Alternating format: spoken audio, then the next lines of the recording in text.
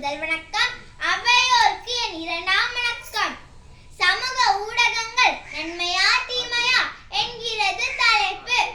அதிவேகமாக வளர்ந்து வரும் இன்றைய உலகில் ஒருவருக்கொருவர் தகவல்களை பரிமாறிக்கொள்ள உதவுவது ஊடகமாகும்.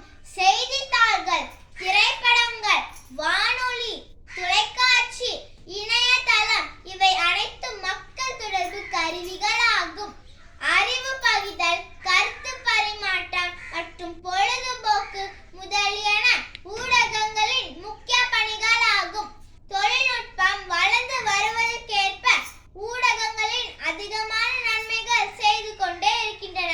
குழந்தைகள் முதல் பெரியவங்கள் வரை அனைவருக்கும் அறிவை பகிர்ந்தளிப்பதில் ஊடகங்கள் முக்கிய பங்கு வகிக்கின்றன.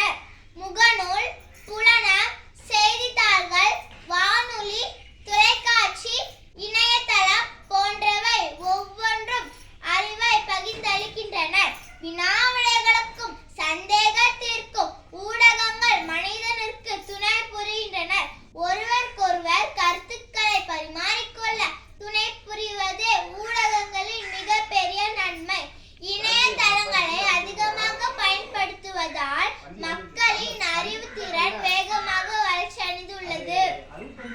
ஊடகங்கள் தான் ஆசிரியர்களுக்கும் மாணவர்களுக்கும் எண்ணற்ற வகையில் துணை புரிகிறது.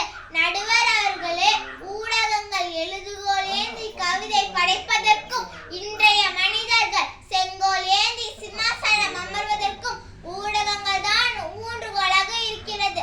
எனவே ஊடகங்கள் தான் நன்மையே செய்கின்றனர் என்று சொல்லி என் உரையை முடித்து